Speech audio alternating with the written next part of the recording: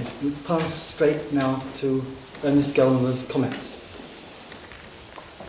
Well, I take it I'm meant to be brief, which I shall endeavour to be. Dr. Humphrey's paper falls into two parts, and I think the second one I can only comment on very briefly, not being a classicist. I think I'll concentrate on the early general observations about approaches to social change. I don't think I disagree with Dr. Humphrey very substantially. It's really a matter of nuance and stress. Now, perhaps one could begin by, she didn't use the word not, she said tangle, I think, with the word used to describe the condition anthropologists got themselves into through functionalism. Now, my view of the situation is much less pessimistic than this. I prefer to use the word not, which I think is reasonably equivalent to tangle. And I don't think there is a not. I think functionalism was, as far as it went, extremely useful, continues to be so, and there's no very serious problem about it, for the following reasons. Now, I was surprised to see Dr. Humphreys describe, I think it was evolutionism, as an answer to a what question. Now, it struck me always as very conspicuously an answer to a how question. What is true about evolutionism is that the what and the how are somewhat muddled. The essence of evolutionism, what I mean by evolutionism, is to concentrate on the line of development as the answer to the question, why is a society, or our society, or any society, the way it is? And the answer then is to trace a line, to trace the genealogy. Right? One way of looking at it is, of course, is a survival of genealogical thinking. You explain the position and status of anything by tracing its ancestry and the way it's anchored to its point of origin. This is one aspect of it. But the reason why this is a great appeal, because at the same time it seemed to be explanatory. It was the how and the what were conflated. I suppose the model for many evolutionists of course, was Darwinism. And I suppose the appeal of Darwinism was precisely that a mechanism of change, natural selection, was conflated with a hypothetical story about how we got there, and the hypothetical story about how we got there was the replacement of an alternative story. We got there because we were put there in the first place and it stayed that way. So, and it was an answer to a stability hypothesis. But the two things got conflated. And the reason, what gave it an appeal, that it seemed to be explanatory, that it wasn't just... Now, the reason why it seemed explanatory is because stability was taken to be self-explanatory, which is a dreadful mistake. Had we been put there by God or from the start, had species or societies been put there at the beginning by an extraneous force, it was assumed that consequently there was no mystery. Now, the great achievement, seems to me, of functionalism was basically a kind of shock therapy to shock people into seeing stability as a problem, to raise the standard of the kind of explanation that's required. To say, even if a society is stable, the manner in which it perpetuates itself is a problem. Even had there been a kind of sociological version of Genesis, had there been a story according to which the Creator put a certain number of societies there at the beginning and then they stayed put, even had that been true, there would still be a job for sociologists and anthropologists to do. Stability is not self-explanatory. Now, admittedly, the way in which functionalism achieved this shock therapy was put in misleading terminology. What it did was, first of all, had a totally false theory to the effect that societies are stable. So a theory which was both false and contradictory, because they said at the same time, almost in one breath, I think, the first generation of functionalists, that one didn't know what the societies were in the past when you don't have records, and that they were stable. It was only, the contradiction was only camouflaged by saying it in different kind of ways. You didn't use the word stable means that it was the same N years ago that it is now.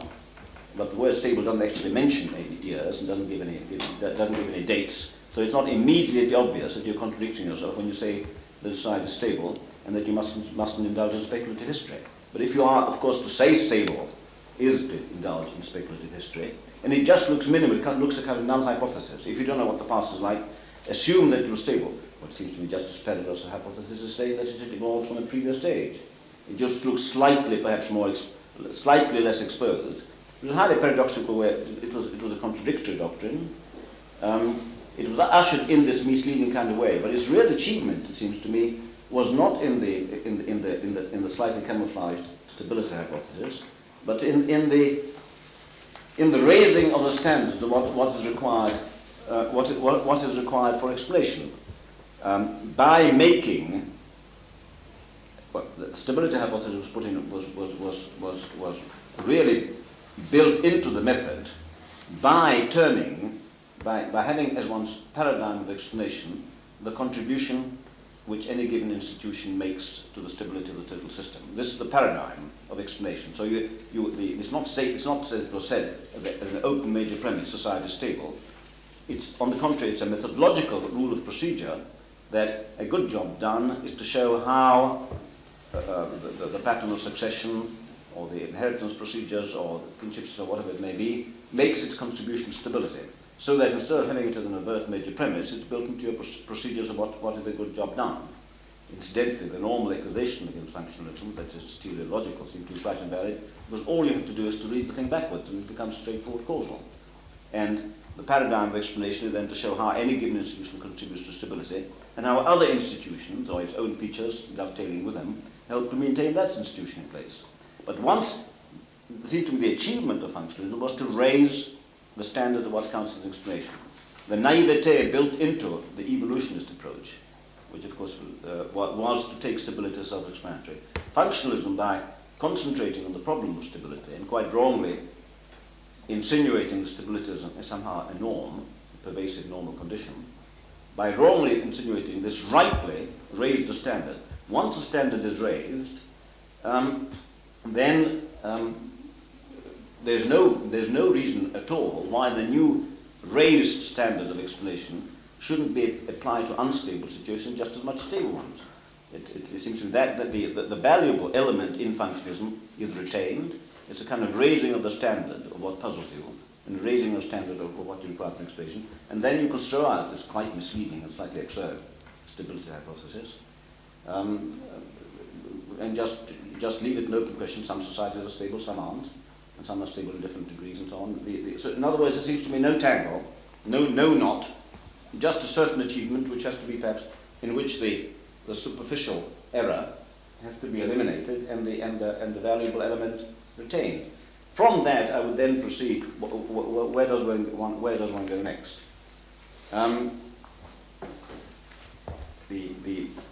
The price of the raising of the standard was a kind of shifting, notoriously, and that wasn't a bad thing, kind of shifting to a micro approach. The raising of the standard was achieved at the price of looking at one society at a time and looking very closely. Now, this is all very well, but this then reinforces, of course, the stability illusion. Now, it seems to me that the time is now ripe for going back to the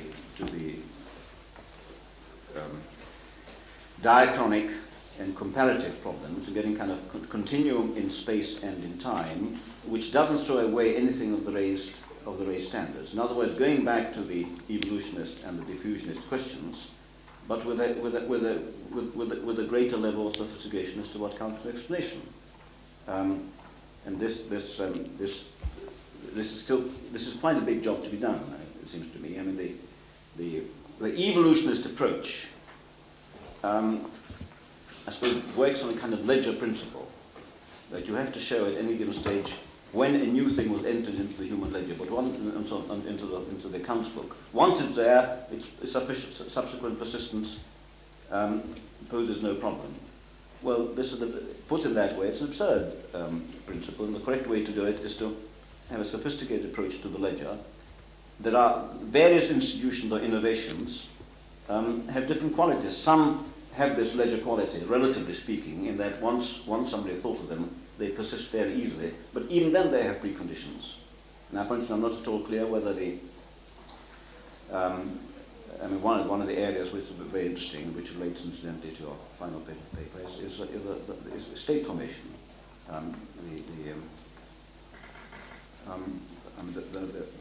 The Marxist approach to state formation is that something which had to start at some point, and once started goes on, whereas the fact of concentration, some degree of concentration of power, is much less puzzling to others, or at least they're not sensitized to this problem. Now, it's not clear to me. The various ledgers have receptivity for various kinds of ink, and one has to combine the ledger principle, which underlies evolutionism, with a structural functional principle, which consists in a way of thinking what kind of paper retains what kind of ink. And there seems to be some features about human societies which are unpuzzling and generated without anybody having to invent them. Some of them have to be invented.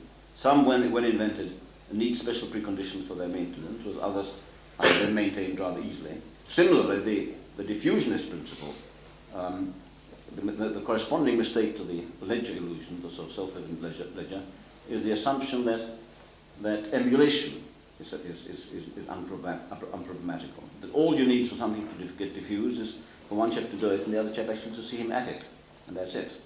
And again, it's not stated as crudely that. Well, again, it seems to be some things diffuse, some don't. And the merit of the structural functional approach is that it was to make one look into the micro-mechanisms which make some things persist and some not. But then one has to return to this, to the diffusionist, comparatist, and evolutionist questions about how things accumulate, and the various great transitions, such as state formation, which interests Marxists, or the implication of literature, which Jack has been working on, and so on. That's really the substance of my sermon. I'm just some sort of marginal sort of annotations to this. I'm not terribly happy about respectful references to Marx. It seems to be strange to have to invoke him to justify sensitivity to conflict. I think one is perfectly capable of being aware of conflict without invoking Marx. I mean, it's the posing of evolutionist and kind of continuum questions, which seems to me valuable in Marxism, but the preoccupation with Marx's particular specific theses by talented and able and sincere people always seems to be regrettable. On the whole, seems to me to lead to theology and tautology, where there's a kind of option. Either you make it clear, you extract some kind of clear proposition from it, in which case automatically, of course, you're a vulgar Marxist, or you refine those propositions and you add something which is non-vulgar, which is probably vacuous, because it incorporates so many qualifications. And I think this is the point in which I'm probably in great disagreement with some of the people present. Either phrases like mode of production are taken seriously with the insistence on production and the implicit theses that the style of productive activity is somehow decisive, in which case, of course, one is a vulgar Marxist, or, as one thinks, as I believe, the facts of the case require, one is sensitive to the fact that the means of coercion, I think Jack could have called them forces of coercion, are just as important, incorporates them, but then, of course, the whole thing becomes relatively vacuous. Why Marxism should have this hold on people, this endless, somewhat theological attempt to save it, and as I suppose the question outside our terms of reference, and it's part of the sociology of the wider society. And I won't pursue it, but I'm not terribly happy about it. Marginally, again, to go on to these marginal observations, I think we're a little too kind to my friend Ian Jarvis' urging of situational logic, if I think situational logic is a dangerous slogan, if the Marxists are always in danger of ignoring the forces of coercion, I think it seems to me the notion of situational logic leads people to ignore what might be called the Durkheimian or conceptual constraint element of society. The idea underlying the situational logic approach is that you simply deduce a situation from what people aim at and what they believe about their situation, plus the way the situation constrains them. Now, the mistake in there seems to me that the assumption that the conceptualization of aims and the conceptualization of a situation are unproblematical. It ignores the whole Durkheimian problematic of how do they manage to conceptualize it at all, which is itself a feature of the situation. The aim formation, the whole sort of model of people acting with clearly articulated aims in clearly perceived circumstances, seems to me a kind of projection of a particular historical situation. Seems to me it's heavily ethnocentric and so on, and I'm not nearly sympathetic to it as I think you are. Well, finally, just your final part of your paper, the discussion of the Athenian thing, I'm highly incompetent to discuss, not being classicist. I was fascinated by the sort of Keynesian account of Athenian imperialism, that in a society which can't print money or create credit in banks, because it hasn't got any banks, you can create credit and generate an economic expansion by gathering tribute from other states, which is interesting. It seems to be an interesting case of a kind of state formation if the Athenian state had no collective treasury initially. It obviously lacked one of the attributes of what we normally consider state. So the byproduct of its expansion was a kind of addition to it of one of the political features which we normally associate with a state, but which it didn't have. So by that criterion, it was a kind of decentralized polity prior to this period. It's a curious parallel to the effect of expansion by generating one further political institution because it acquires power over other states.